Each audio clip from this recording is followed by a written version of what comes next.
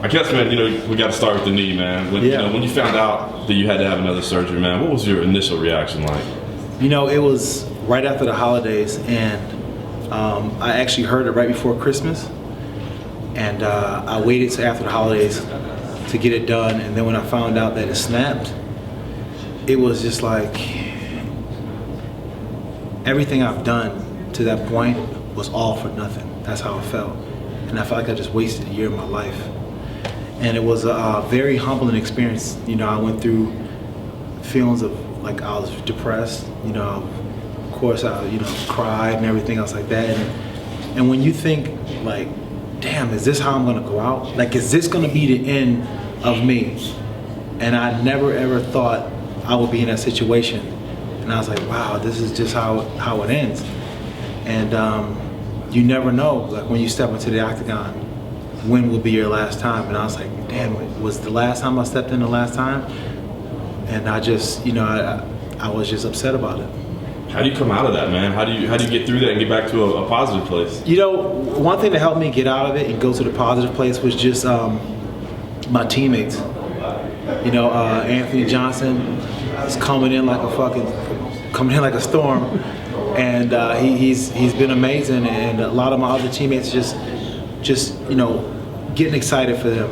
We got some up and coming guys going through the Ultimate Fighter show right now that I'm helping out with, and just being part of that whole thing it's been amazing for me, because it's always that spark of why I started. And I think as an athlete or anybody in life, you always have to ask yourself the question, why? And if you ask yourself the question, why you do anything, it always brings you back to the beginning, and that's a very humbling experience. Why did I start fighting? Why do I like to train? Why do I like this? Why do I do this instead of anything else? And then when you ask yourself the question why, and you answer honestly, you seem to get the pureness out of yourself. You seem to get the answers and like, this is why I do it.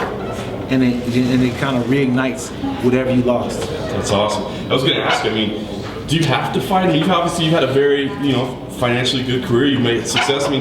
Do you have to fight? Could you walk away and be okay? Yeah, I can definitely walk away and be okay. I'm pretty good with my money, but it's something else. And it's that other thing, there's like, I've always, like before I was like, man, why do people still fight when they don't need to? But looking and reflecting on why I do it, on my why, is like, it's the highest of the high. Like on my biggest wins, it has been the biggest night of my life. Like I've never needed to drink any alcohol that night after the big win or celebrate any kind of way. I could just went in my room, sat down with no TV on in a dark room and just been elated, because that's how high it brings you. Having a crowd screaming your name, walking out, battling yourself. And that's what it is, the battling of yourself. Like when you walking out, or just the like, man, the doubts. You doubt yourself, man, am I gonna do it this time? Am I not gonna do it this time? All those feelings. And then when you finally triumph over yourself and then the opponent, it's the biggest high in the world. And it just keeps you coming back, because you can't get that high anywhere else. That's awesome. You're kind of in that Dominic Cruz spot, where it's going to be so long. People are telling Dominic, give up the belt, have a warm-up fight. What do you want to do? We've still got you ranked number 5 in the world. You're still right there in the title picture. But by the time you're ready to come back, it's going to have been a while. So, what do you envision for yourself? Do you jump right back in there with another top contender? Do you maybe go down the list a little bit and let's get on his knee? What do you do? You know what? I'm not gonna babysit it at all. I think that the best way to do it is just to jump right back into the thick of things.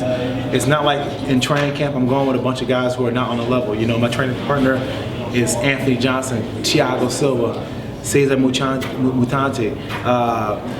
Vitor Belfort, and Tyrone Spong. These are the guys who I'm training with every day. So I don't think there's gonna be too many people that's that much tougher than that. Yeah.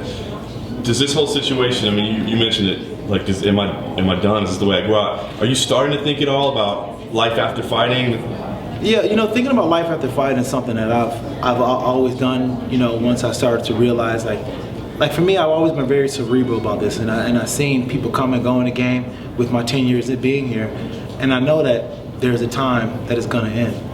And I've started to look at that, and that's why I started doing, analyst work and things like that. So you know, helping out, working with Jocko and doing stuff like that, because I know it's gonna end. And it rarely ever ends when you want it to end on your occasion. You know, like GSP, that right there is the way to go out. That is the way to go out. Like if he ever said you want to come back, no, don't come back. There's no point. You went out like a G, bro. That's the way you're supposed to go out. But a lot of times you don't get that going out. You know what I'm saying? You don't get that going out. And, you know, like, you know, take Anderson Silva. It's like my favorite fighter, hands down. I love Anderson as a person, as a fighter. And it's just it's sad to see like what happened with that situation. And, you know, I pray for him and I hope everything works out. But that just goes to show you that you never know the way you're going to go out. True. Well, I guess what's the message to Rashad Evans fans, man? I mean, what's the message you want them to have right now while they're sitting around waiting, you know, can't wait for you to come back? I want them to keep faith and know that I'm going to come back. And I do believe in myself. You know, I have people saying, oh, you don't believe in yourself, you don't, no, fuck that. I believe in myself. I do more than anything now. And I do more than anything now because I've had this adversity. And adversity teaches you to look inside yourself and find why you're doing it. And I'm hungry and I'm ready. And when I come back, I'll come back hard.